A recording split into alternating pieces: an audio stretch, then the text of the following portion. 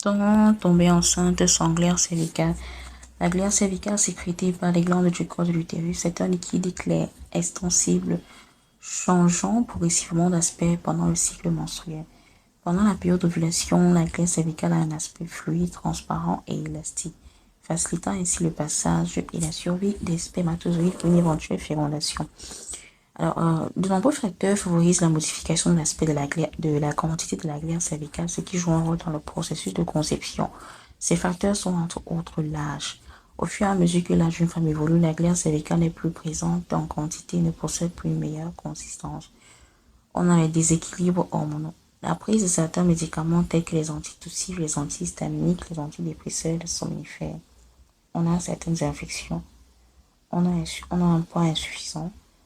Une glaire cervicale favorisant la motilité et la survie des spermatozoïdes est considérée comme une glaire cervicale hostile. Quelques problèmes il y a une glaire cervicale hostile. La glaire cervicale d'une consistance épaisse, sèche ou collante. Ce type de consistance empêche le passage des spermatozoïdes. On peut avoir également une glaire cervicale acide. Elle empêche la suite des spermatozoïdes. On a également une glaire cervicale associée aux anticorps anti-spermatozoïdes.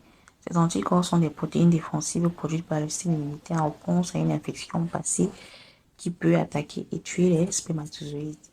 On a également une glaire cervicale avec cellules inflammatoires dans le vagin ou dans le col. Ce type de cellule peut tuer activement les spermatozoïdes.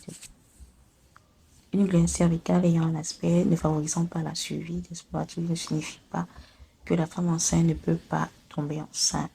C'est possible de tomber enceinte avec une glaire cervicale en quantité et qualité inadéquate, mais le processus de conception sera plus difficile.